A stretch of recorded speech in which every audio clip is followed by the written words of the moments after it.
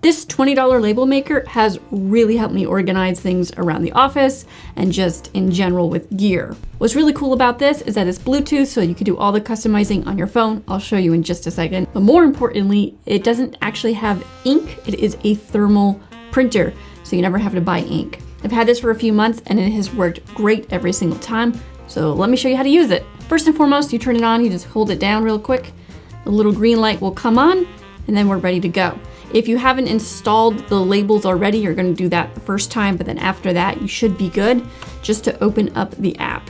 Inside of the Printmaster app, there are two different modes. There's light mode and creation mode. Creation mode has more versatility. If you wanna be more in-depth, do a QR code or add more information or put icons in. Or light mode, if we tap on it, we're gonna go down to our label size, which is 12 by 40. We'll pick white, hit the check mark, and now we can just simply tap and start typing in the box. If we need to change the text at all, or we don't like how it looks, we hit text attribute. We can change the size of it, get it down to the perfect size, or we can go down here and scroll along until we find a font that we like. As you can see, there are a few other options. If you simply just want the date or time, you can quickly tap them and it will insert the date or time. If you like a symbol, maybe you're doing measurements or something like that, you can go ahead and select an icon and insert it. Now, if you'd like to split your label, you can go ahead and tap this little rectangle over here and you can split it into different sides, above and below, or you can go right back to normal mode. Additionally, you can go to your most recent entries for labels, and that way, if you're making the same label twice, you can just quickly insert it. If we're happy with it, we go ahead and hit the big blue print label button, and just like that, we've got ourselves a perfect label. Then you take it, peel it off, and you can stick it onto whatever surface you would like.